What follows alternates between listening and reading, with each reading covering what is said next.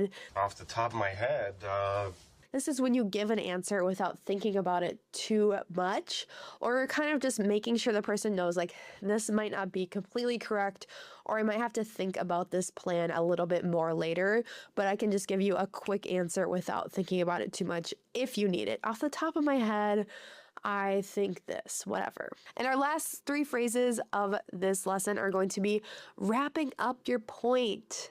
First phrase you'll hear all the time, long story short. Long story short? Long story short means you're summarizing something that could be talked about for a long time. You might say, long story short, I'm really busy this weekend because I have extra projects at work I need to finish, without talking about every single project you have. Or you might say, all that's to say.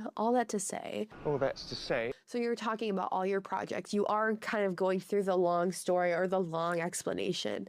But you might say, all that to say, I've been super busy and I'm not going to have any time to hang out this weekend.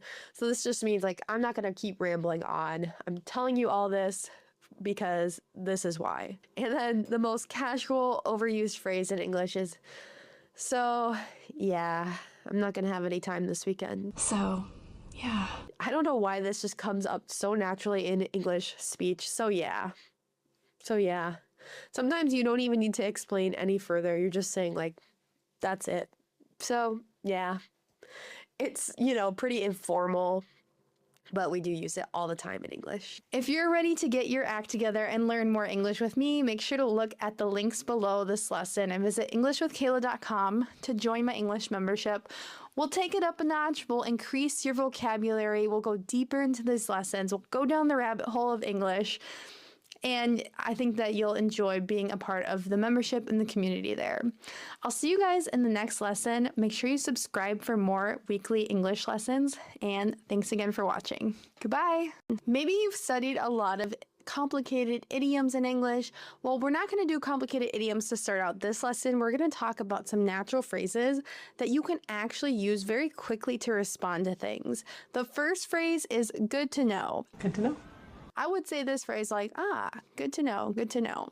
So this is just a reaction when someone tells you some really useful information, or if they're cautioning you or telling you something that is literally nice or convenient to know in the situation. Let's say I'm in a store and I ask one of the workers to help me with something, and they help me and they say, just so you know, our store closes in 10 minutes, so you'll need to check out soon. And I'll say, oh, good to know, thanks.